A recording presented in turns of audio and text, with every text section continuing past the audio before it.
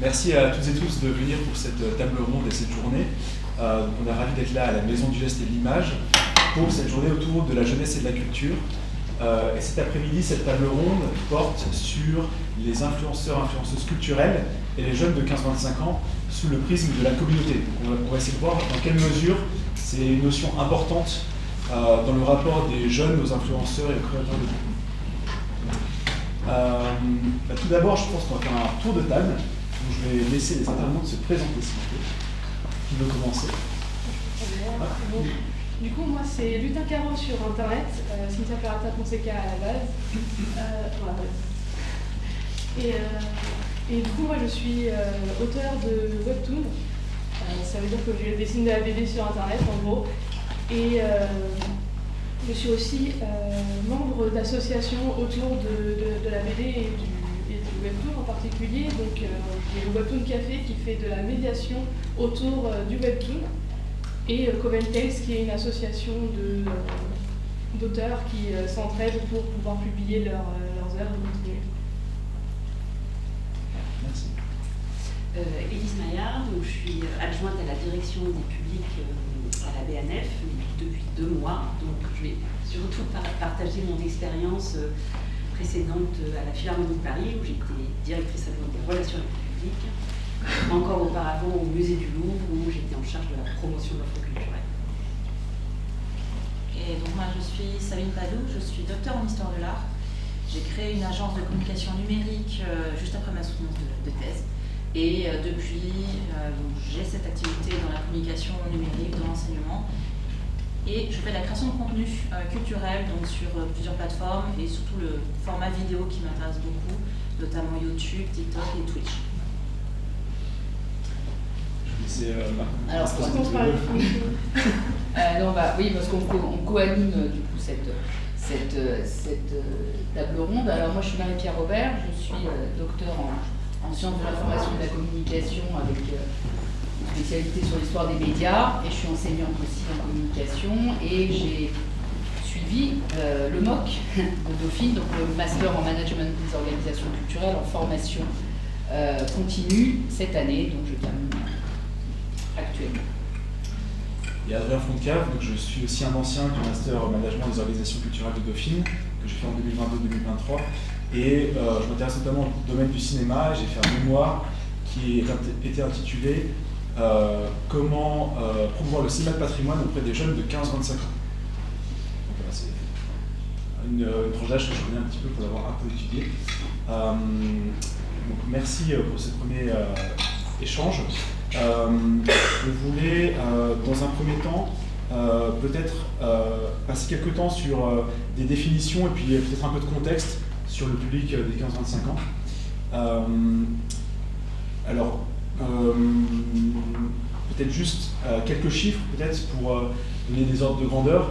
Donc là, par exemple, c'est des chiffres qui sont tirés de Médiamétrie, qui indiquent que notamment en janvier 2024, 84,7% des 15-24 ans, soit environ 6,6 millions de jeunes, se sont connectés à Internet chaque jour, et en moyenne, les 15-24 ans passent 3h50 par jour sur Internet, dont 3h34, donc l'immense majorité, sur leur téléphone mobile. Ce qui est bien plus que le reste de la population, puisque c'est plutôt 74,7% de personnes qui ont surfé chaque jour sur Internet, et les internautes passent en moyenne 2h23 par jour à surfer. Donc on voit que les jeunes passent 1 heure de plus en moyenne que les autres tranches d'âge sur Internet.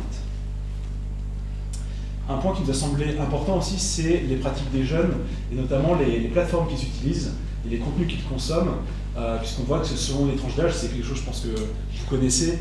On sait que par exemple Facebook, aujourd'hui, c'est plus des tranches d'âge plus âgées, et on voit que les 15-24 ans consomment surtout YouTube, Instagram, Snapchat, TikTok, qui sont les 4 plateformes qui sont les plus en avant. Et on voit que par exemple le TF1, donc la télévision, est vraiment loin derrière, alors que la télévision arrive plutôt en tête chez les 60 ans et plus. Donc c'est quelque chose qui reviendra aussi selon les plateformes. Il y a des publics qui sont différents, des tranches d'âge différents et des usages différents, donc on sera amené à en reparler. Et donc c'est tiré d'une étude de Vertigo sur ces publics. Et enfin, quelque chose qui nous semble important, télévision et réseaux sociaux font désormais jeu égal chez les jeunes, puisque 65% des 15-24 ans les considèrent comme leur outil privilégié d'accès à l'information, loin devant la presse, 44%, papier numérique, et la radio, 28%. Donc on voit que les réseaux sociaux sont un média qui est très utilisé des jeunes, qui a une énorme importance pour eux, et notamment pour l'accès à l'information. Donc ça va être d'autres rapports aux médias et aux diffuseurs d'informations par rapport aux autres tranches d'âge. Et donc ces éléments sont tirés d'un article d'Aurélien Jacquan qu'il a publié dans l'Observatoire des politiques culturelles, un article sur les pratiques culturelles et numériques des jeunes.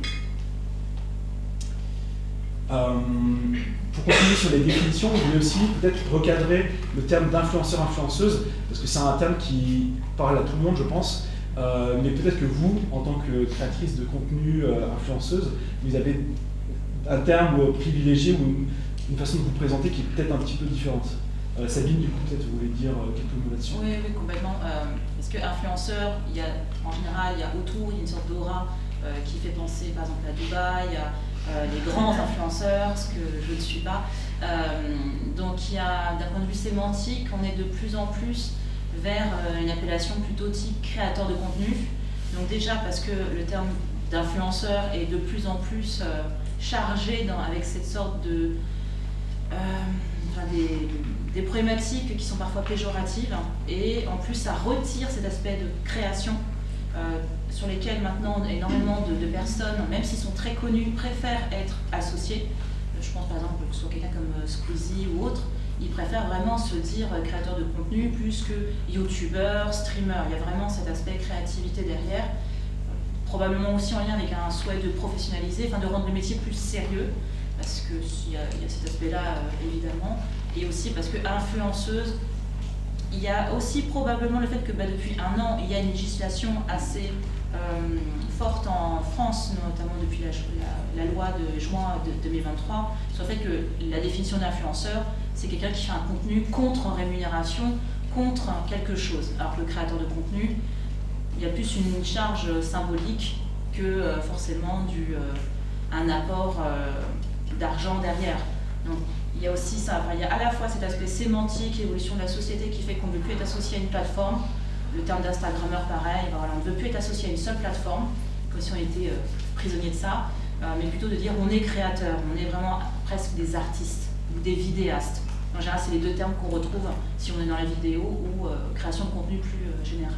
Donc effectivement, moi il y a ça, puis en plus il y a l'aspect influence, comme la communauté n'est pas très grande, il y a aussi cet aspect peut-être un retour plus, je dirais pas humble, mais j'aime pas trop l'idée de dire que j'influence beaucoup de gens. Enfin non, je peux les accompagner, je les soutiens, et peut-être certains vont être influencés par ce que je fais, mais c'est pas la généralité de tous mes contenus. Merci. Dans cette notion aussi d'influence, il y a bien sûr les publics et donc les communautés qui suivent ces influenceurs. Marie-Pierre, oui, peut-être deux petites définitions pour qu'on soit bien au clair sur le sujet que nous traitons aujourd'hui. Donc le principe de la communauté, alors c'est intéressant de voir que c'est né pratiquement avec le web grand public, puisque c'est en 93 que la notion de communauté virtuelle va être développée par le chercheur et auteur Howard Rheingold aux États-Unis, et la définition est tout à fait, on pourrait dire, contemporaine pour maintenant, 30 ans après. Il parle de regroupement socio-culturel qui émerge du net lorsqu'un nombre suffisant d'individus participent à ces discussions publiques pendant assez de temps et en y mettant suffisamment de cœur pour que des réseaux de relations humaines se tissent au sein du cyberespace. Donc ça, c'est à ce type de communauté que nous allons faire référence aujourd'hui. Et puis un autre élément qui nous semblait important de souligner, c'est la question de l'engagement, parce que c'est un terme qui va revenir dans les discussions aujourd'hui. Donc on pourrait peut-être parler déjà de ce qu'on appelle le taux d'engagement, c'est-à-dire que le taux d'engagement c'est quelque chose de comptable, c'est une équation avec laquelle justement les influenceurs ou les créateurs de contenu, c'est un argument aussi pour montrer leur influence.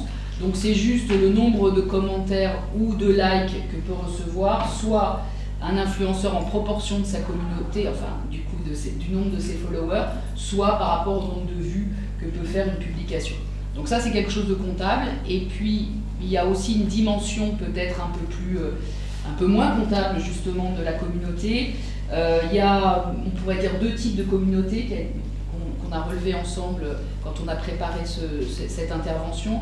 Une communauté un peu massive, un peu ambiance tribale, qui est une communauté un engagement massif, très émotionnel auprès de méga influenceurs, donc avec qui on met des petits cœurs, etc. Et puis à côté de ça, ce qui sont plutôt les communautés qui nous intéressent aujourd'hui, les communautés plutôt de nano ou micro ou influenceurs de taille plus raisonnable, où là il y a un vrai échange qui se construit, il y a des vraies perspectives, et là on n'est plus seulement dans l'émotionnel, ça peut aller jusqu'à la co-construction et éventuellement, en tout cas, une participation très active et intéressante aussi, certainement pour ceux qui ont à interagir avec eux.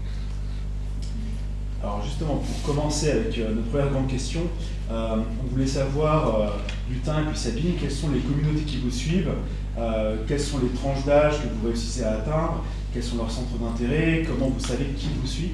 Donc peut-être qu'on peut commencer par vous, Lutin. Du coup, moi, comme je suis autrice et créatrice de Webtoon, j'ai dirigé toute ma communication autour de créer ma communauté avec d'autres auteurs Webtoon, parce que justement j'ai été dans les premières à faire du Webtoon et je voulais partager la manière dont je faisais du Webtoon moi, parce que ça fait 10 ans que je fais de la BD sur internet et j'ai vu l'évolution vers le Webtoon et je voulais partager les techniques. Moi c'est surtout des gens qui vont commencer à faire de la BD, donc ils sont très jeunes, ils sont autour de 20 ans par contre quand ils commencent, parce que le Webtoon il a déjà un côté très professionnel vu que c'est affiché dans les concours que annuellement il y a Webtoon, le site Webtoon qui fait des concours pour justement donner des contrats. Donc c'est déjà très professionnel, donc les gens ils sont en école d'art ou en train de sortir de l'école d'art, ou de sortir du parcours dans lequel ils étaient pour devenir artistes. Et moi, je crée une communauté autour de ça et aussi autour de lecteurs qui peuvent être intéressés par mes histoires et qui sont intéressés par la fantasy et l'historique. Vous avez un peu de public, c'est-à-dire qu'il y a les créateurs et créatrices de contenu qui ont plus la vingtaine, et vous avez les personnes qui vont lire tous ces webtoons. C'est ça, et qui sont un peu plus vieux. Plus jeunes. Non, ils sont un peu plus vieux. Les gens qui lisent ce que je fais, ils sont un tout petit peu plus vieux. Parce que du coup, c'est vraiment une évolution, parce que comme les auteurs de Webtoon, c'est une très petite communauté, et en même temps, quand on est auteur de BD, on va lire d'autres BD. Donc justement, les auteurs se convertissent en lecteurs progressivement. Ou alors ils restent lecteurs, c'est pareil. Et du coup, moi, pour savoir ce que j'ai comme communauté, j'ai du coup sur Instagram et sur YouTube qui me permet de mettre en avant mes BD et mettre en avant mes compétences d'auteur. J'ai les paramètres que m'offrent les plateformes. Du coup, je vais peut-être laisser quelqu'un d'autre en parler, mais du coup, et ensuite il y a tout ce qui est commentaires et vraiment les personnes qui interagissent, où là je peux vraiment savoir quel profil c'est, et du coup je sais que c'est des personnes qui s'intéressent à l'art, qui s'intéressent à créer des histoires et qui s'intéressent à justement commencer le parcours de webtooners, qui sont les gens qui interagissent le plus avec moi, parce qu'ils savent que je suis un peu une égérie. Non, je suis, je sais plus comment on appelle ça, la personne référence, voilà, merci, référence. Je suis une espèce de référence dans la communauté. Et en plus avec l'association du Webtoon Café, qui là on s'adresse vraiment aux professionnels dans le webtoon et aux lecteurs, pour que les lecteurs découvrent le webtoon et que les professionnels puissent parler à des gens qui ne connaisseraient pas le webtoon, et justement pouvoir les attirer vers le webtoon, ou alors ils connaissent déjà le webtoon et ils peuvent obtenir quelque chose du webtoon. Par exemple avec la plateforme CityToon qui, cette plateforme, elle a décidé de faire des webtoons culturels où, par exemple, on va parler des Jeux Olympiques, où ils ont fait des webtoons sur les Jeux Olympiques, ils ont fait des webtoons sur des figures historiques et des webtoons sur des villes, parce que les villes payent CityToon pour... c'est un partenariat entre entre l'auteur et la ville, par exemple, qui permet justement d'élargir le public sur ce que peut communiquer la ville. Donc voilà. Et Sabine, de votre côté, quels sont un peu les publics qui vous suivent? Et puis je pense que ça dépend aussi des plateformes que vous utilisez. Tout à fait, donc effectivement, je ne vois pas le même public entre LinkedIn et Twitch, qui est d'ailleurs Twitch et YouTube, c'est plus ou moins le même public. En même temps, c'est un contenu qui est très très similaire. Finalement, si je peux Twitch, c'est du direct. Donc, pour aucun où je préfère resituer, donc Twitch est une plateforme de streaming, donc on fait du live, sauf que les fonctionnalités spécifiques à Twitch permettent de faire énormément d'interactions. Et c'est une plateforme qui est très utilisée dans l'univers du jeu vidéo, donc c'est pour ça que le public est très jeune, mais en fait il est très varié. Et du coup, moi, sur Twitch, j'ai plusieurs leviers pour augmenter la communauté, mais effectivement, j'utilise cet aspect jeu vidéo pour me faire découvrir, mais notamment à travers des jeux vidéo qui parlent de culture, donc je parle de culture, et ensuite les personnes vont me suivre sur des contenus plus culturels. Et là, en termes de communauté, c'est très varié, c'est très compliqué d'avoir des statistiques avec Twitch parce que c'est du pseudonymat avec une adresse mail, mais c'est en discutant avec ce public qu'on arrive à peu près à savoir. Assez varié. Les personnes qui parlent le plus, en tout cas, je sais que pour la plupart ce sont des hommes qui sont autour de entre 20-25 ans et jusqu'à 40. Enfin, voilà, la fourchette est pour le coup large. Et en même temps, c'est les personnes de nouveau qui parlent, qui disent des choses. Je sais qu'il y a pas mal aussi de spécialistes de la culture qui regardent. Ils ne parlent pas beaucoup.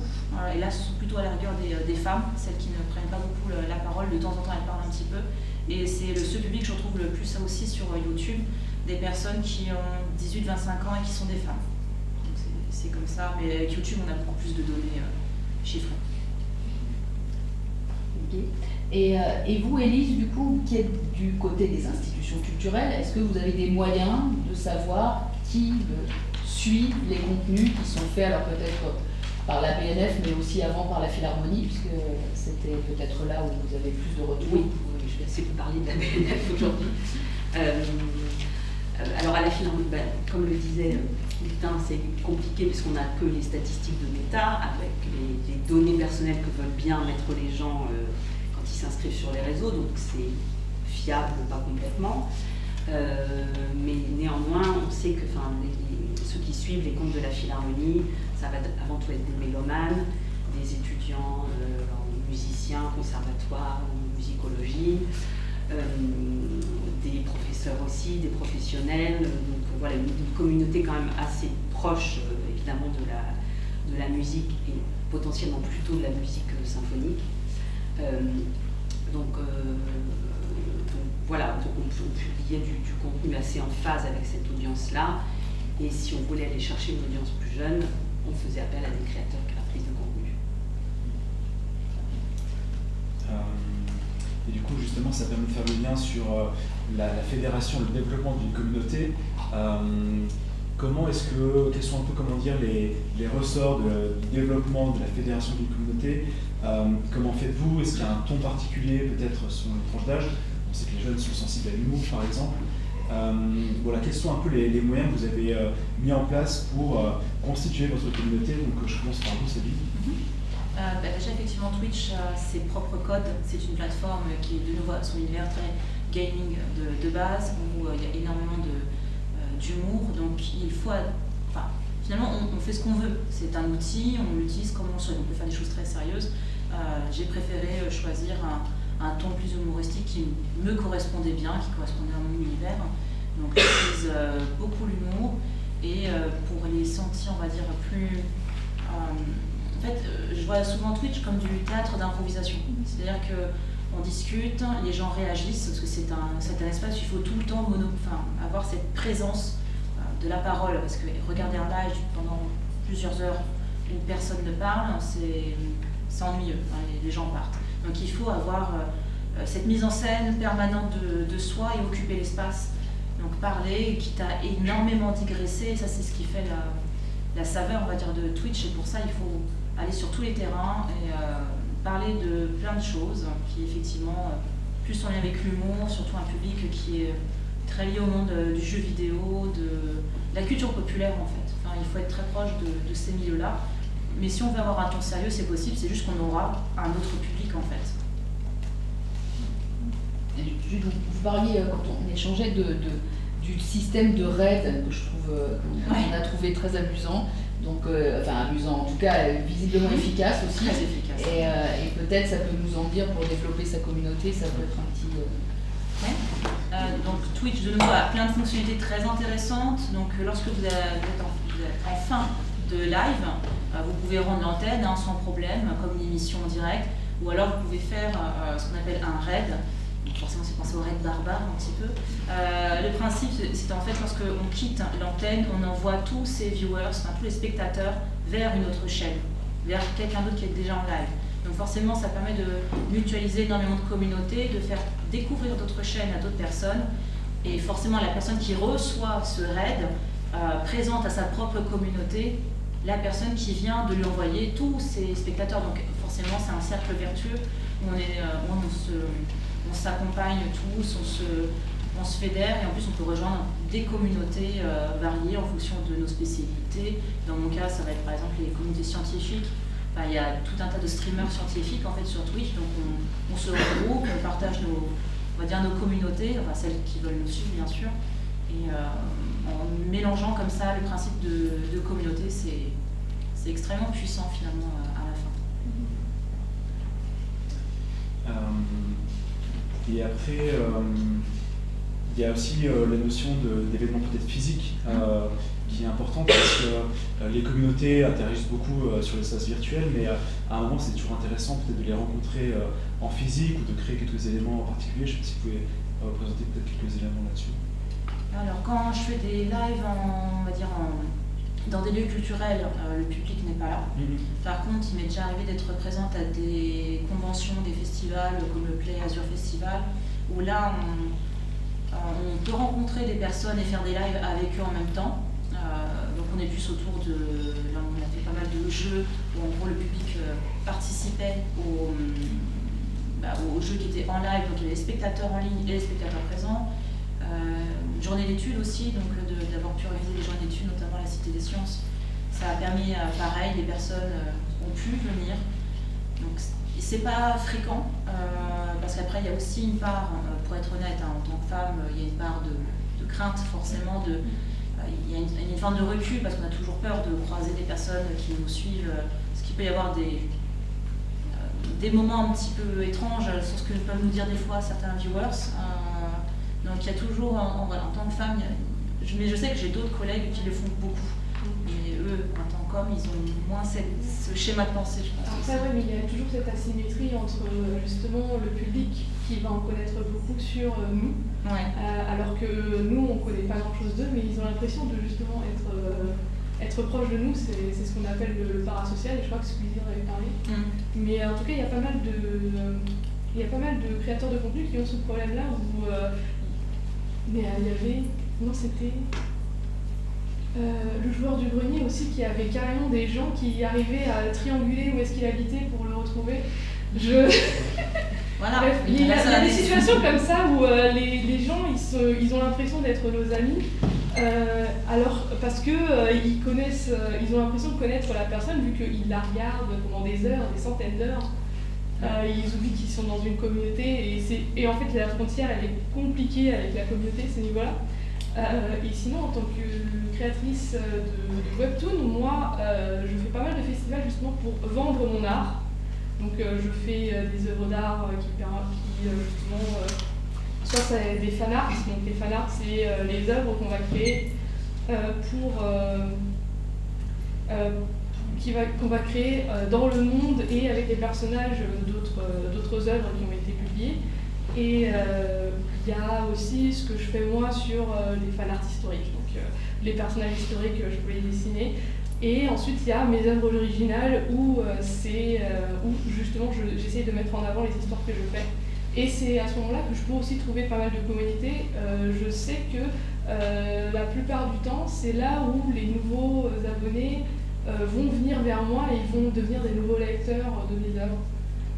qui vont devenir fidèles justement. Et c'est comme ça aussi que je sais à peu près quelle communauté j'ai, parce que en soi, ils viennent, et après je les vois s'abonner, et je sais que ça attire les femmes autres qui ont plus de 20 ans sur mes histoires.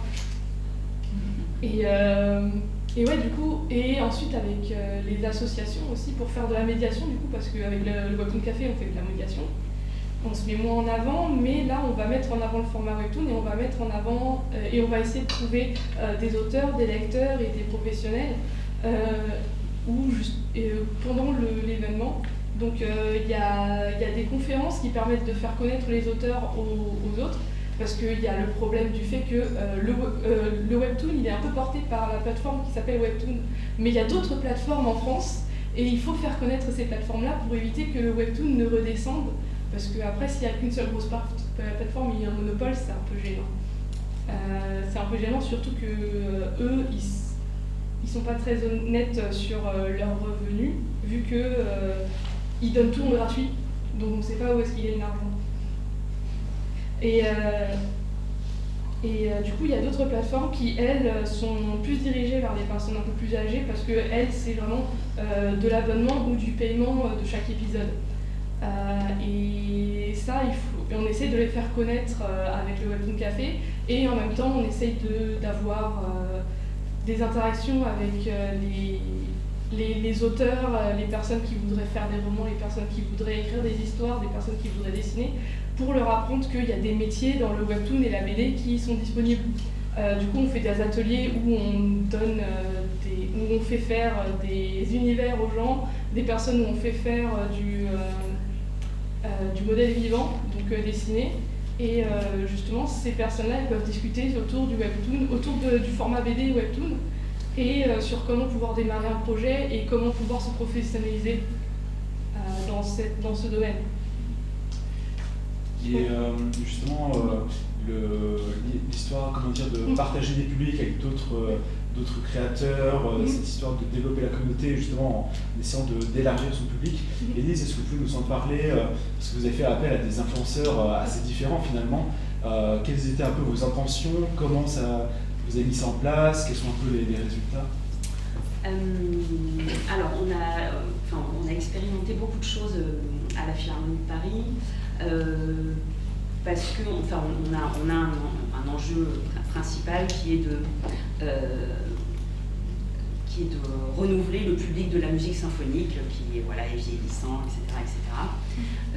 Donc voilà, c'était depuis plusieurs saisons, c'est vraiment un objectif qu'on s'est fixé en termes de renouvellement. Et en fait, on a testé plusieurs saisons de suite différents modèles. Et là, les 2 dernières saisons, je pense qu'on est arrivé à un bon équilibre. On travaille donc à la fois avec des créateurs de contenu qui sont déjà identifiés dans la sphère culturelle, donc qui vont être spécialistes soit du spectacle vivant, soit plus de beaux-arts, etc., mais qui ont vraiment déjà cette connaissance des établissements culturels, des publics qui fréquentent ces lieux-là. Donc là, on est un petit peu, plutôt sur notre cœur de cible, mais avec un âge plus jeune. Et de l'autre côté du spectre aussi, on essaie de travailler avec des créateurs de contenu qui sont eux-mêmes totalement néophytes de la musique symphonique, qui n'y connaissent absolument rien. Et là, ce qui nous intéresse, c'est leur capacité d'étonnement, la manière dont ils vont montrer à leur communauté comment est-ce qu'on peut s'emparer de ce genre et que ça va bien se passer. Ça fait pas mal d'aller voir un concert de musique symphonique et on passe plutôt un bon moment. Donc voilà, ça fait plusieurs saisons qu'on joue sur ces 2 leviers et on a pu se rendre compte statistiquement après dans nos salles que globalement sur les concerts qui étaient concernés par ces dialogues avec des créateurs de contenu, on avait 25% de nouveaux publics. Donc voilà, quelque chose qui fonctionnait, qui était opérant. Et puis aussi dans les échanges que eux pouvaient avoir avec leur communauté, un réel intérêt, alors que dans l'absolu, je vais vous citer un exemple, un Paul Deby qui est plutôt acteur, humoriste, qui fait des séries très drôles, jamais il parle de musique classique, on se rendait compte que finalement dans ces fans, il y en avait qui connaissaient parfaitement la musique symphonique et du coup qui interagissaient avec les autres, qui répondaient aux questions que les autres pouvaient se poser. Donc voilà, il y a cet effet qui est intéressant.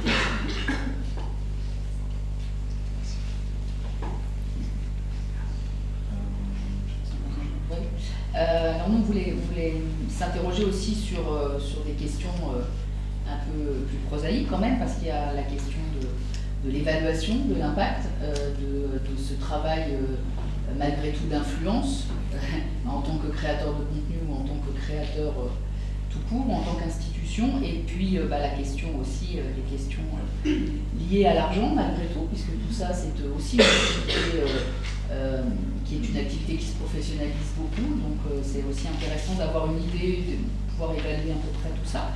Alors je vais commencer avec vous, Lutin.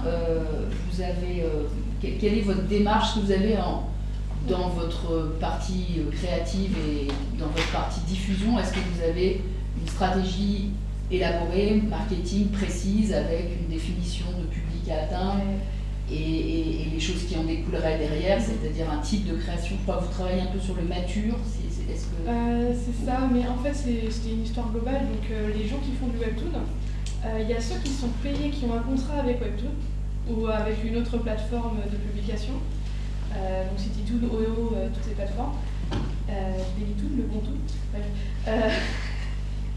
Et il y a ceux qui du coup vont publier en amateur sur Webtoon Canvas ou Urai ou Mangala, toutes ces plateformes. Et ceux qui sont dans ces plateformes-là sont obligés d'utiliser une plateforme annexe pour recevoir de l'argent. Donc la plus connue c'est Patreon. Il y a directement un lien entre Patreon et Webtoon qui fait qu'on peut voir si les gens sont encouragés par d'autres lecteurs et on peut devenir un de ces chiffres. Et là, la stratégie Patreon, c'est qu'on va donner accès à des épisodes du Webtoon en avance, comme ce que fait globalement les plateformes, où elles mettent des épisodes gratuitement et puis elles les débloquent progressivement. Et ensuite, il y a les derniers épisodes qui sont payants. Les épisodes qui ne sont pas encore libérés sont payants. Et ça, c'est les stratégies que les amateurs, dont moi aussi, on utilise pour essayer d'attirer les gens sur encouragement financièrement. Et du coup, ça demande au public d'être engagé avec l'œuvre. Donc ça demande du temps, ça demande beaucoup de régularité sur le post, parce que les gens vont payer que si on poste très régulièrement toutes les semaines ou vraiment toutes les 2 semaines, ou s'ils savent que tous les mois il y a un truc génial. Et surtout que Patreon c'est mensuel, donc tous les mois ils vont donner un petit pécule pour obtenir l'accès. Il y a les personnes qui vont en plus utiliser Patreon pour afficher des contenus matures, qui du coup sont les contenus interdits aux enfants et qui sont payés très cher. Et en gros mensuellement, il y a une illustration qui sera dans ce thème-là et qui sera réservée aux personnes qui encouragent vraiment beaucoup la personne, l'auteur. Et en plus, ces contenus-là sont toujours très souvent en rapport avec la BD, où les gens ont envie de voir les personnages, avoir des relations. Et c'est ce qu'ils demandent. Est-ce qu'on peut vivre de la rémunération de sa communauté? C'est possible? Alors, ça, du coup, Patreon, pour la plupart, c'est pas possible. Il faut vraiment avoir une très très grosse communauté. Et pour l'instant, il n'y a que les plateformes, il n'y a que les anglophones qui y arrivent. Du coup, on fait un complément. On fait un complément avec l'impression de notre œuvre en physique, ou justement les événements, des festivals physiques, où on va vendre des goodies, des articles avec nos personnages et faire découvrir notre univers. Et il y en a qui arrivent à vivre de ce qui est du mix, justement, entre événements physiques et leur webtoon. Et des mécénats, enfin ce que vous appelez des mécènes qui payent aussi. C'est ça, avec les mécènes. Il y a un mix. Et il y a aussi ceux qui du coup sont Et du coup, en fait, on arrive à vivre en tant que webtooneur quand on a un contrat et qu'on est payé à chaque livraison d'épisode aussi. Ça, c'est un combat que les personnes qui font du webtoon font, mais c'est un combat aussi pour la BD en général, parce que c'était déjà rare à l'époque que les gens qui font de la BD vivent que de la BD et qu'ils aient des petits travaux à côté. Et globalement, c'est le même travail. Et globalement, on a le même travail que les gens qui font de la BD pour faire connaître notre métier et pouvoir être payé de façon juste. Très bien, merci.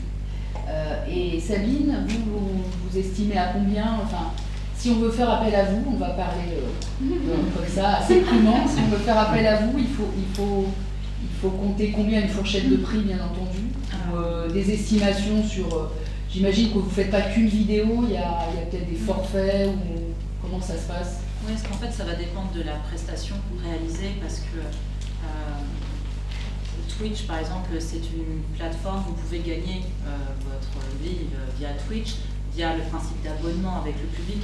Sauf que j'ai pas du tout misé sur cette stratégie-là, parce qu'il y a un aspect derrière social et solidaire de ma part. Donc effectivement, j'ai plus axé une stratégie sur ce qu'on peut appeler les opérations spéciales. Mais en gros, voilà, la création de contenu avec des institutions. Donc ça va dépendre évidemment du type du format demandé. Donc un live, on va plutôt, après tout dépend si mon équipe, parce que comme je vous disais, j'ai une agence de communication numérique. Donc là aujourd'hui on est beaucoup moins en termes d'effectifs, on a préféré recentrer nos activités, mon associé et moi. Donc si on doit se déplacer pour avoir ce principe de régie, de matériel, on va être autour, en fonction du lieu, des affinités aussi du projet, à partir de 1 000 € de la prestation. C'est assez cadeau dans ces cas-là, parce que voilà, c'est parce qu'il y a, on va dire que j'ai pas cette pression. Enfin, mon activité d'agence de communication me permet de faire pas mal de choses. Donc on va dire que c'est déjà les tarifs que j'ai fait facturer, parce que c'était voilà, il y avait un projet de cœur aussi, hein. Je suis très sensible à ça. Et en général, je laisse aussi la vidéo en MP4, le replay, ils en font ce qu'ils veulent. Enfin, je lègue, je donne, voilà, sans problème, ça peut être utile. Mais on va dire que c'est minimum 1 000 € pour tout ce qui est live, création vidéo. Après, dans le domaine culture, plutôt type post Insta, j'ai pas encore eu de clientèle là-dessus. C'est plus des clients au sein de l'agence de communication, donc ce ne sera pas forcément les mêmes tarifs, mais oui, voilà, minimum, en général on est entre 1 000 et 1 500 € minimum, parce qu'on parle de tickets d'entrée, sans compter évidemment les déplacements, les frais de repas, ces choses-là. Et puis si on est plusieurs, frais de repas pour chaque membre d'équipe, et déplacements en fonction du lieu, où est-ce que c'est, etc. Donc en général, c'est souvent autour de ça. Et si on est plutôt dans le cadre de conférences, là je vais être pas pareil, une conférence d'1 heure, ça va plutôt être autour de au moins 250 € de l'heure. Mais pareil, en général, j'apporte mon matériel parce que ça me fait plaisir, je le transmets en live, donc ça permet de donner de la visibilité à l'institution. Moi aussi, faire rayonner mes contenus en termes de site vitrine. Et par la suite, pareil, je garde aussi l'MP4 pour moi pour faire mes contenus, et je le fournis aussi à la structure. Donc, en gros, tout dépend de la demande. Si par contre on est plus sur juste inviter, parce que ça se fait beaucoup aussi dans le monde culturel, inviter un créateur de contenu, mais sans que ce soit vraiment une collaboration commerciale, c'est juste on vous invite au vernissage. Là, il n'y a pas de... Enfin, c'est gratuit, il faut le dire. Si je fais une story parce que je m'amuse, je la ferai. Il n'y a aucun... Mais du coup, je suis complètement libre du contenu. Et après aussi, pour revenir sur cette... par rapport aux 1 000 €, etc. C'est parce que derrière, par contre, je vais insister pour avoir derrière des personnes de qualité qui vont venir parler aussi pendant le live. C'est-à-dire que je ne veux pas être, par exemple, juste toute seule, je veux aussi pouvoir qu'il y ait quelque chose en plus, vraiment, et donc de solliciter derrière l'institution pour qu'il y ait des personnalités qui acceptent de jouer le jeu et de participer au live, que je ne sois pas tout seul. Alors du coup, Élise, ça serait en lien, mais vous, de votre côté, est-ce que vous pouvez nous donner une estimation d'un budget, par exemple, quand on est une institution pour pouvoir faire, je ne sais pas, sur l'année, est-ce que c'est important ou pas important Tout est une histoire de choix. Donc là, à la Philharmonie, plus les saisons passaient, plus on se rendait compte que à la fois c'était un levier efficace, intéressant, pertinent en termes de contenu. Donc plus ça allait, plus le budget consacré à ces projets-là augmentait. Voire pour ce projet de renouvellement du public sur les concerts symphoniques, donc on a créé une offre qui s'appelle la sélection découverte. La totalité de notre budget, c'était de la création de contenu. Donc on consacrait à peu près 20 000 € à faire ça, avec, et puis après tout au long de la saison, en fonction des sujets, expositions, concerts, etc., on travaillait soit avec des nanos, soit avec des micros, et donc on pouvait avoir un truc très spécifique pour un concert, ce qu'on appelle les concerts voix, donc il y a le vocal, avec un compte qui s'appelle par exemple les petites fiches opéra, qui a une toute petite communauté, mais évidemment hyper ciblée, hyper engagée, hyper niche. Donc là, on était à moins de 1 000 € pour la collaboration. Et puis d'autres où on était prêt à mettre entre 8 et 10 000 parce que c'était une vidéo plus aboutie, c'était plus travaillé, la communauté était plus grosse, voilà. Mais comme disait Sabine, il y a aussi les invitations au vernissage, mais à chaque fois qu'on faisait des collaborations qui étaient vraiment réfléchies, travaillées, on a toujours rémunéré les personnes qui ont travaillé. Et dans cette idée de rémunération, est-ce que vous demandez, ou est-ce qu'on vous a demandé, vous aussi, un retour sur investissement en disant on vous prend là, à ce tarif-là, mais vous nous garantissez un certain nombre soit d'interactions, de vues? Alors, pour 1 000 €, non, on ne demande pas. non. On va dire que c'est un projet de nouveau, c'est parce que la personne me voulait moi.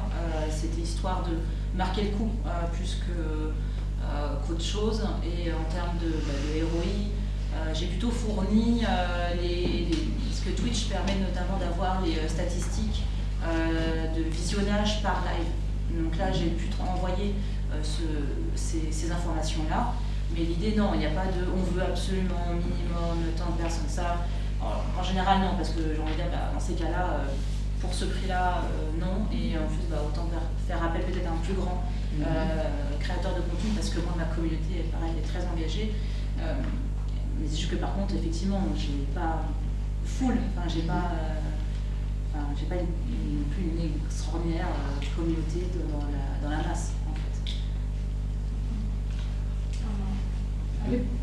Avec le Webtoon Café, nous c'est plutôt en festival et du coup les interventions c'est comme les demi-jours, c'est comme les conférences. C'est globalement ils demandent une conférence de tant d'heures et ils nous demandent tant de conférences pour tant d'heures et après ils nous font le tarif et on leur donne le devis de ce qu'on aurait besoin pour le préparer et du coup ça permet de gagner un peu d'argent pour l'association justement.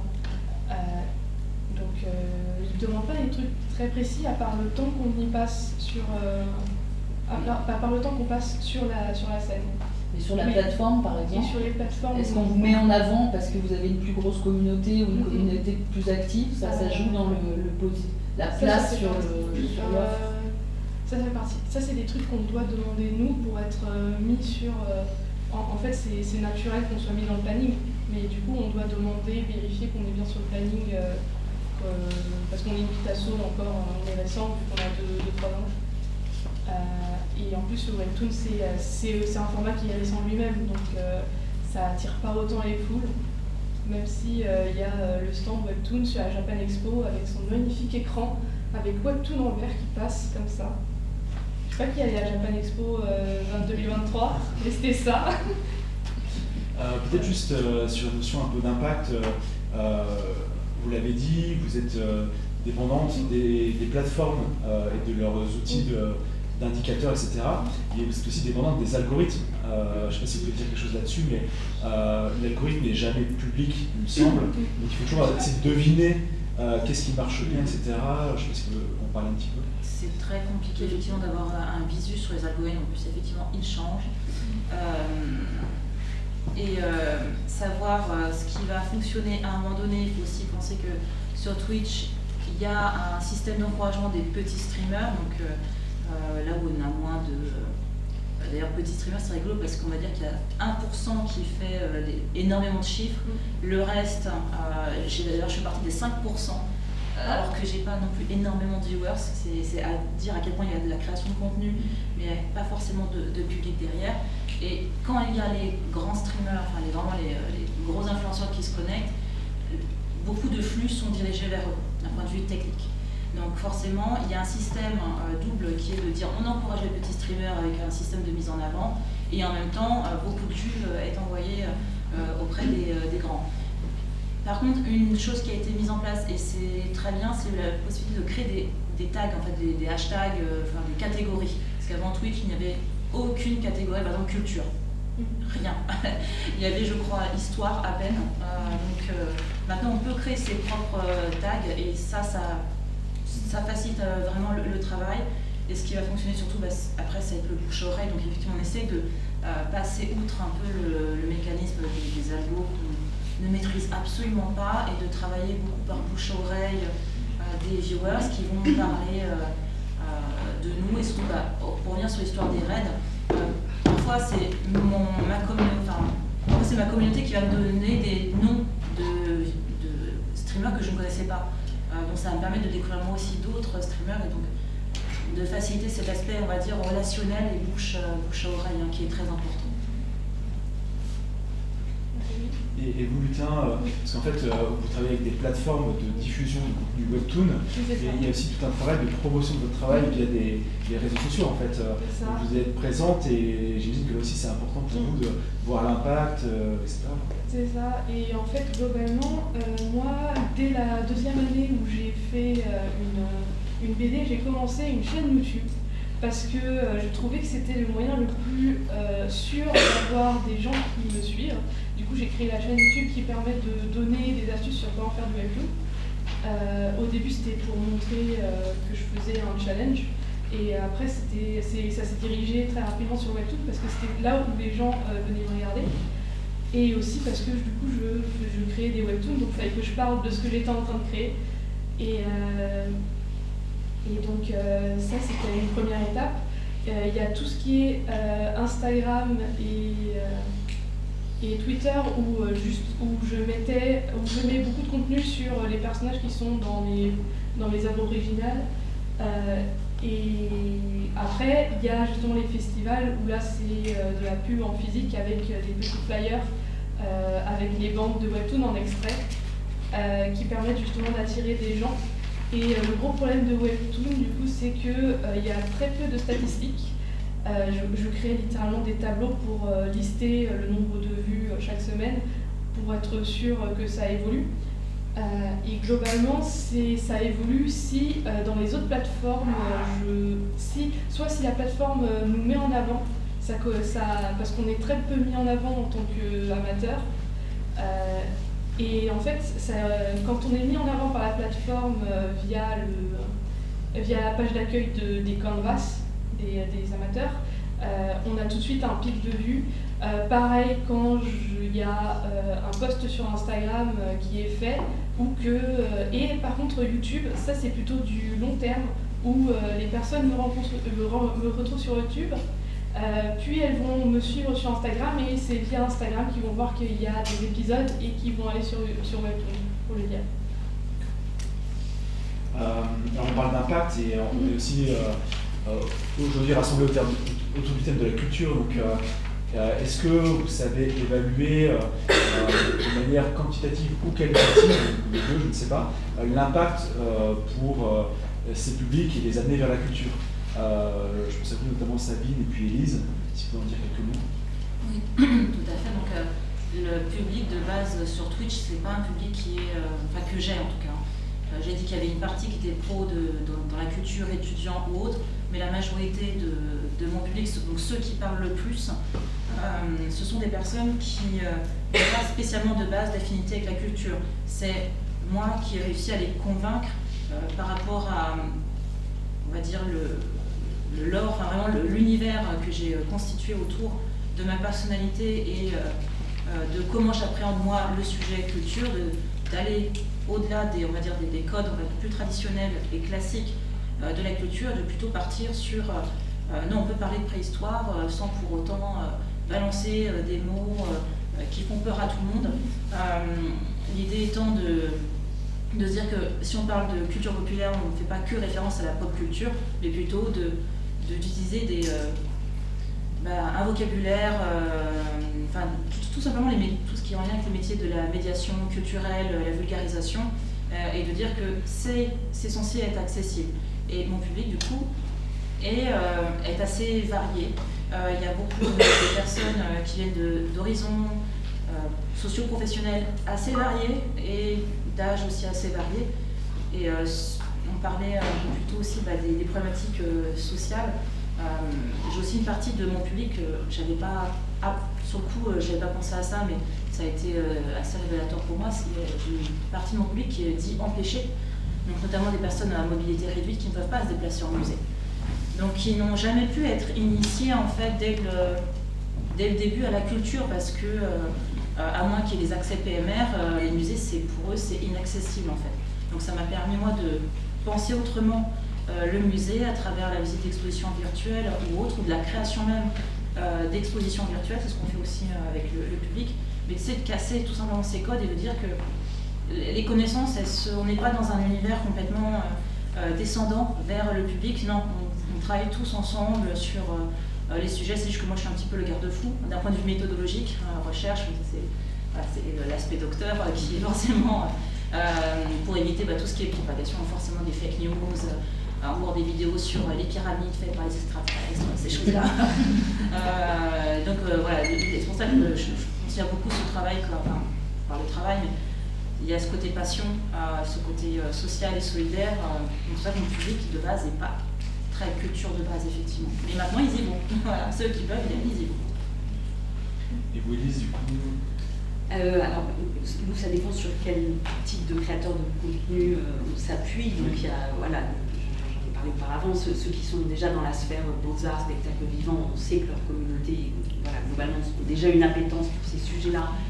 Mais néanmoins, certains n'ont peut-être jamais envisagé de venir à un concert symphonique ou à une expo sur le métal. Et voilà, tout à coup, parce que la créatrice de contenu va adopter un angle particulier, elle va se dire « Ah bah pourquoi pas finalement ?» Donc, mais ça, voilà, ils sont pas si loin de nous que ça. Donc, et après, quand on travaille avec des créateurs de contenu qui n'ont rien à voir avec la sphère culturelle, là on touche un public plus large et on fait confiance à ces créateurs de contenu et à leur communauté pour voilà, essayer de déclencher quelque chose et de simplement peut-être qu'ils puissent envisager un jour de franchir les portes d'un musée ou d'une exposition.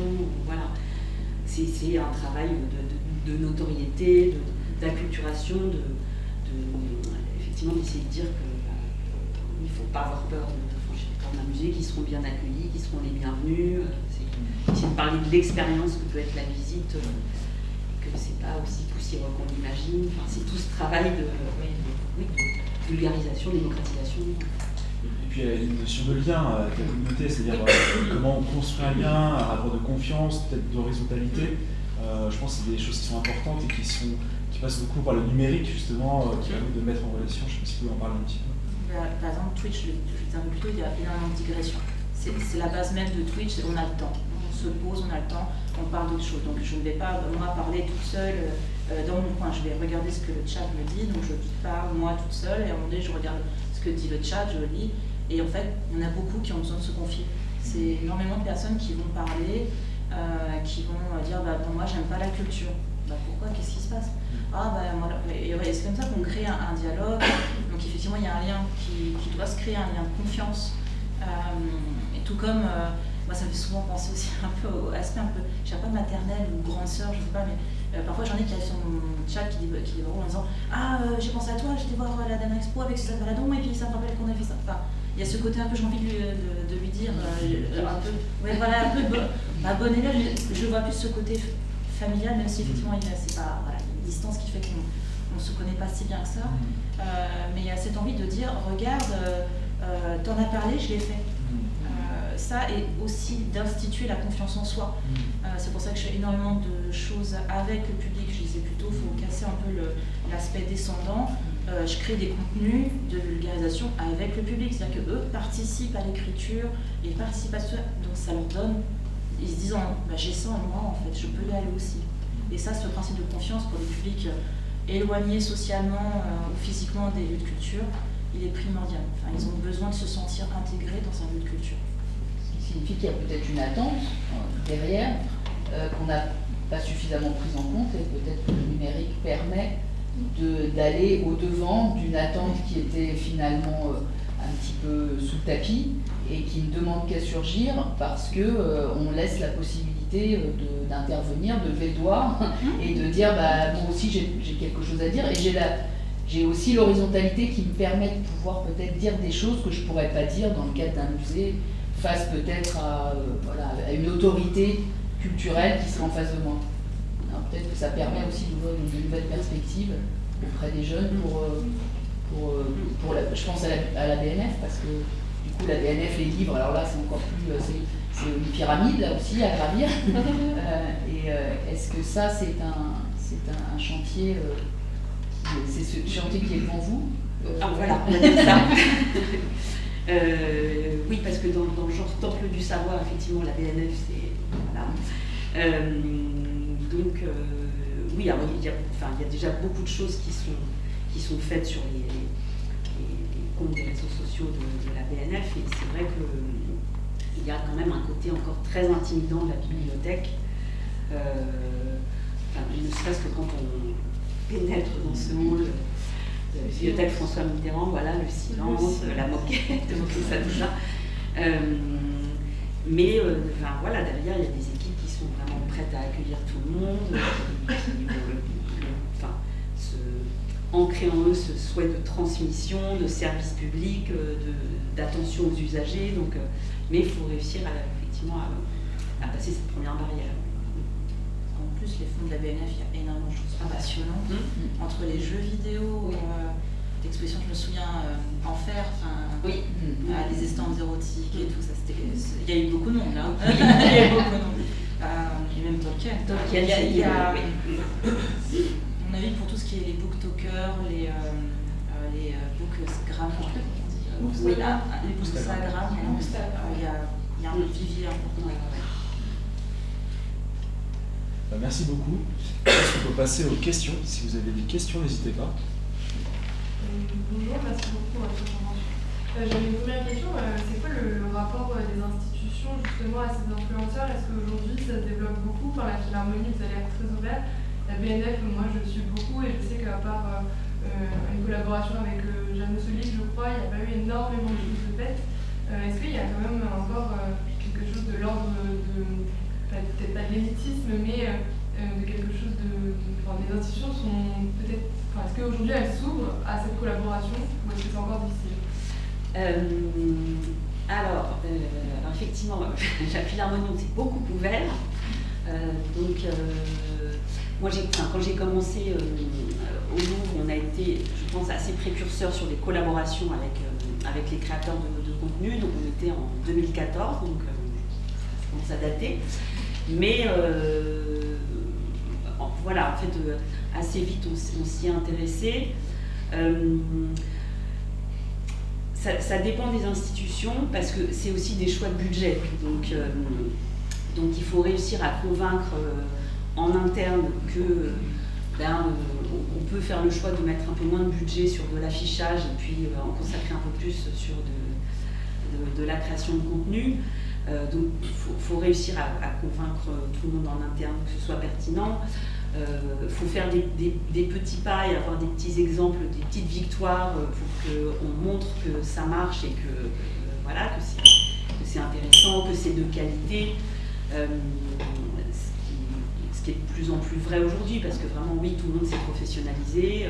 On a des gens qui sont vraiment extrêmement pertinents sur plein de sujets. Mais oui, il y a encore de l'inquiétude, parce que, par exemple, au Louvre, il y avait 60 conservateurs, donc moi quand j'y étais, il y en avait 5 qui voulaient bien jouer avec nous. Aujourd'hui, il y a une nouvelle génération de conservateurs qui est arrivée au musée du Louvre. À l'école du Louvre, j'y enseigne, donc ils ont une petite formation quand même sur ces sujets-là. Donc, et puis maintenant, vous voyez, il y a plein de conservateurs aussi qui ont des comptes Instagram qui sont hyper suivis et tout ça. Donc c'est en train de rentrer dans les mœurs. Mais il y a quand même toujours une inquiétude à la fois de plus maîtriser la communication et l'inquiétude de ne pas être juste dans le contenu, quoi. Disait Sabine, il y a le souci que ce soit véridique en termes d'histoire de l'art, en termes d'histoire, enfin, vraiment que tout soit au cordeau de ce point de vue-là. Donc il y a voilà, des hésitations. Pour ça, je vais les contacter après. Voilà. J'envoie la publicité. Est-ce qu'il y a d'autres questions? Oui. Moi, c'est une question sur les créateurs de contenu qui parfois peut-être n'ont pas du tout de rapport, comme vous disiez, avec votre secteur culturel. Donc c'est intéressant aussi de montrer que c'est possible en venir d'un autre univers complètement opposé. Mais est-ce que parfois c'est quand même pas détonnant? Enfin, moi j'imagine par exemple, je sais pas, certains créateurs que je peux suivre, si tout d'un coup ils se mettent à aller dans un lieu où ils ne sont jamais allés, notamment des lieux très chers, ou en tout cas avec un autre impact, je peux aussi me dire, par exemple, un très très beau café, c'est très sympa de nous parler d'un contenu, et est-ce que malgré tout le créateur de contenu peut sortir de l'étiquette placement de produit, même sur un rapport culturel? Parce qu'en fait, venir vraiment parler d'une œuvre ou d'une création, mais sans avoir préparé sa communauté au fait que c'était quelque chose qui l'intéressait, je pense que ça peut aussi contraster et pas forcément fonctionner. C'est tout l'exemple avec Pierre Cross, non? Oui, alors je sais que ça rentre là-dedans, mais... Oui. Alors oui, Pierre Cross c'était un peu particulier, mais je sais pas si c'est le bon exemple du coup. Mais alors je vais le résumer rapidement. En fait, Pierre Cross nous avait sollicité, il voulait faire un jeu de chaises musicales dans la grande salle Pierre Boulez. Voilà. Bon. Et donc là, en l'occurrence, on a dit bah ok, banco, on y va. Mais là, on l'a pas payé en fait. Le seul truc ça pour nous, c'était de lui mettre à disposition la grande salle, lui prêter quand même l'orchestre de chambre de Paris. Et puis voilà, il a fait sa vidéo qui a fait plus d'1 million de vues. Voilà. Mais le décalage, on peut plutôt l'avoir effectivement alors, avec Sophie-Marie Larouille, je ne sais pas si vous la connaissez. On a travaillé avec elle sur plusieurs expositions et sur des concerts aussi. Donc elle n'est pas du tout dans cet univers-là. Mais on travaille avec des gens suffisamment fins, suffisamment intelligents pour qu'ils sachent amener ça à leur communauté et que ça n'arrive pas comme ça. Allez, c'est parti pour la pub, pour la Philharmonie. Voilà, en général, c'est amené de manière intelligente. Voilà. Et puis, pour le coup, il n'y a pas tant de décalage que ça avec l'offre, parce que venir à un concert à la Philharmonie de Paris quand on a moins de 28 ans, c'est 12 € la place. Donc, on est raccord avec la cible qu'on souhaite atteindre. Et par rapport à cet aspect-là, par exemple, je vois dans le monde des musées, il y a aussi, quand c'est un influenceur qui n'est pas du milieu culturel, en général, il est accompagné d'un guide, d'un conservateur. Enfin, je vois tous les lives que Étoile a fait sur Twitch, et même Samuel Etienne, tous les lives, il y a toujours derrière la caution scientifique qui est présente, parce qu'ils ne sont justement pas de formation. Donc là-dessus, c'est logique et c'est rassurant pour les institutions. Et vous disiez que c'est un moyen aussi de leur dire que c'est gratuit, qu'il y a beaucoup de choses gratuites et qu'ils ne le savent pas en fait, surtout pour les 15-25. En fait, c'est aussi un moyen de rappeler qu'il y a beaucoup de gratuité pour la jeunesse. Il y a juste une question là-bas, non? Hugues. Une question. Justement, en fait, les créateurs de contenu finalement apportent du public. Et est-ce que les institutions comme la BNF, à un moment, ne peuvent pas justement se saisir de ces opportunités-là qui sont de la communication pour aussi former leurs professionnels sur des nouveaux outils de communication? Donc mettre en place des outils de communication et puis justement garder le lien avec ces nouveaux publics. alors je suis pas sûre d'avoir compris. J'ai compris, je fais de la formation aussi, si tu veux. C'est bon, si vous pensez former à le former public, former pardon, le personnel. Ah, en interne. Ok. Oui, non, mais ça c'est tout à fait envisageable, effectivement, surtout qu'on est très nombreux à la BNF. Donc, il y a bien sûr un travail d'acculturation à faire en interne, de rassurer sur le fait que on ne prend pas de risque si grand que ça à travailler avec ce genre de profil. Ça, c'est vraiment quelque chose que j'ai dû faire au début. Donc, oui, pour le coup, on allait dans chaque département expliquer quels pouvaient être les avantages et l'intérêt de travailler avec des créateurs de contenu.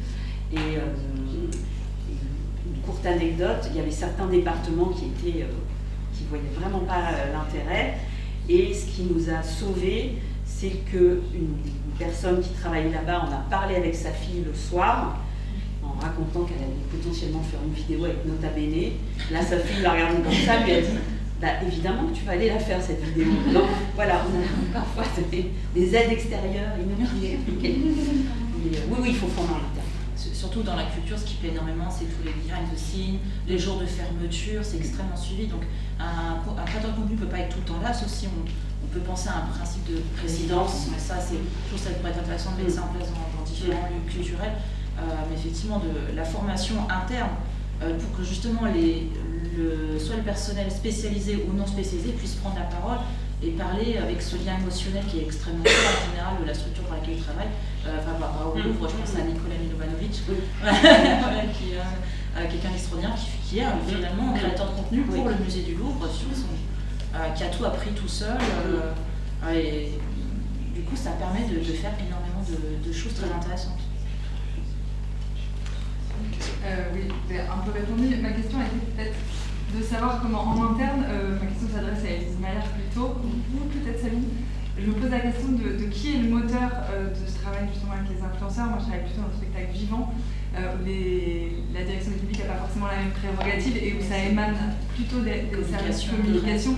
Je voulais savoir comment ça s'était articulé. Voilà, le budget il est plutôt à la com et pas à la direction du public. Alors là où j'ai été super forte, c'est que, évidemment, on collaborait très étroitement avec la communication et en fait, compte tenu de la manière dont les deux services, les deux directions étaient organisées, dans la direction des relations avec le public à la Philharmonie, on a des chargés de marketing, donc qui travaillent chacun a un genre musical, une cible attitrée, une exposition, donc on est organisé comme ça. Et ce qui fait que sur des projets un peu transversaux, le pilotage il était plutôt côté public et marketing. Et on s'est mis d'accord avec la communication parce que eux ils n'étaient pas structurés de la même manière, ils n'avaient pas forcément le temps de conduire ces partenariats. Donc on a dit hop, marketing d'influence, c'est au public et au marketing. Donc c'est comme ça que la partition s'est faite.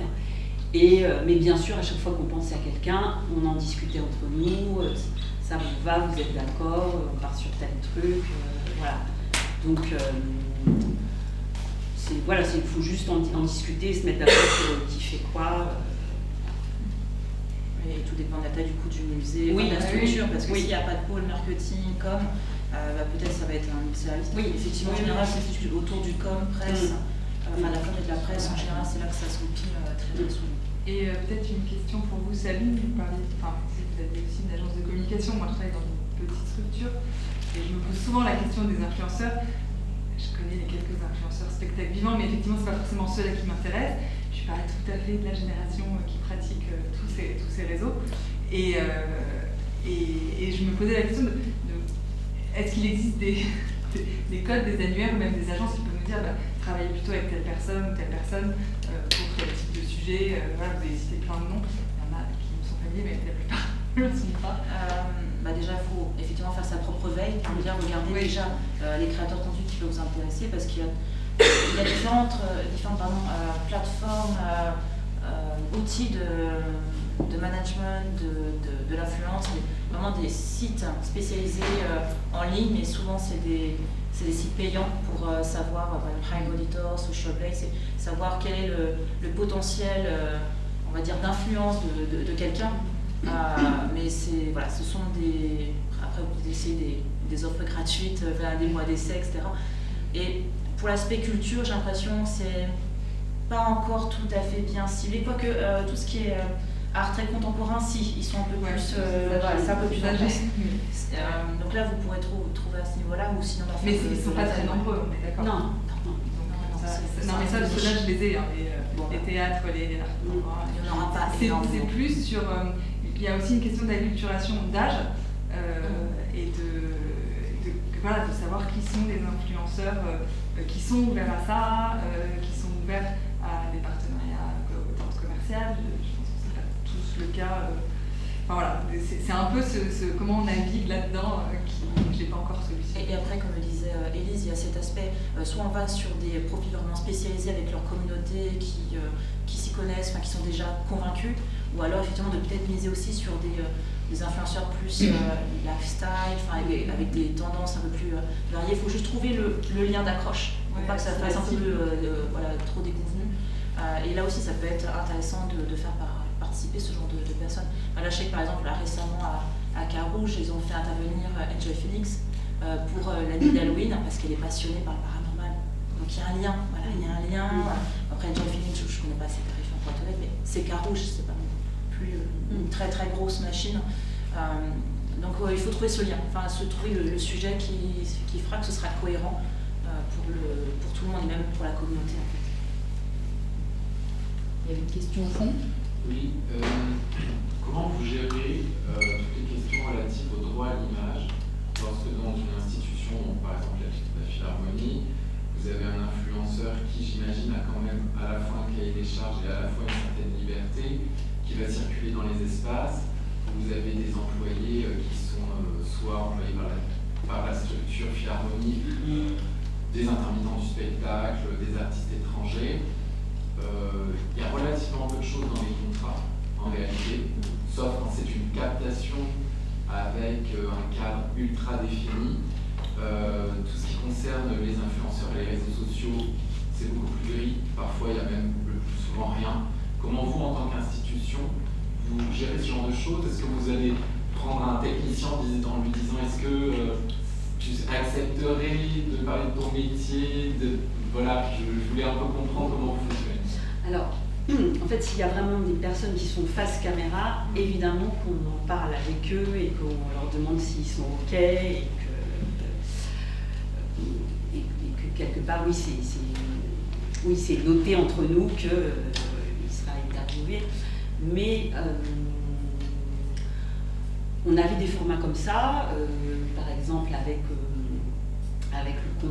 les loges où elles font beaucoup de coulisses et d'interviews d'artistes ou de professionnels, de musiciens, etc. Donc ça, c'était dealé, c'était écrit noir sur blanc qu'il y aurait des interviews. Après, quand on faisait venir un créateur de contenu novice et qui venait partager son expérience de concert, il faisait en sorte de ne pas filmer les gens. De toute façon, on n'a pas le droit de filmer pendant un concert, donc on se mettait d'accord pour qu'ils filment un peu pendant les rappels pour quand même qu'on voit un petit peu ce qui se passe dans la salle. Mais c'est eux, en tant que créateurs de contenu, qui connaissent aussi les règles du jeu et voilà, c'est vraiment une relation de confiance. Après, quand on est sur des sujets beaux-arts où il y a des droits sur les œuvres, là, pareil, on leur communique la liste des œuvres qui a été négociée pour la presse, par exemple, et on leur dit, voilà, votre matériel, ça va être ça. Oui, vous adorez ce tableau-là, mais pas de bol, il ne fait pas partie des œuvres qu'on peut montrer. Donc voilà, oui, c'est vraiment, il suffit de se mettre d'accord. Au départ, il n'y a jamais eu de soucis de ce point de vue-là. Et après, voilà, souvent sur l'expérience du concert, on travaillait plutôt sur des formats story, donc plus de 24 heures. Merci.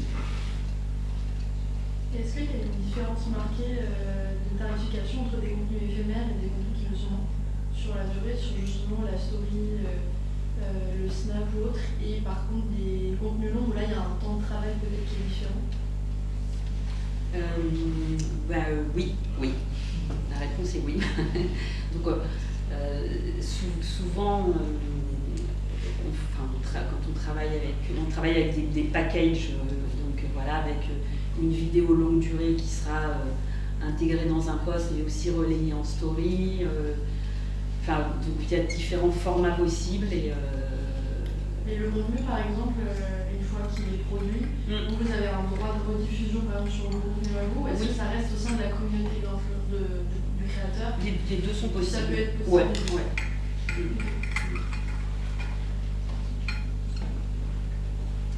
Est-ce qu'il y a d'autres questions?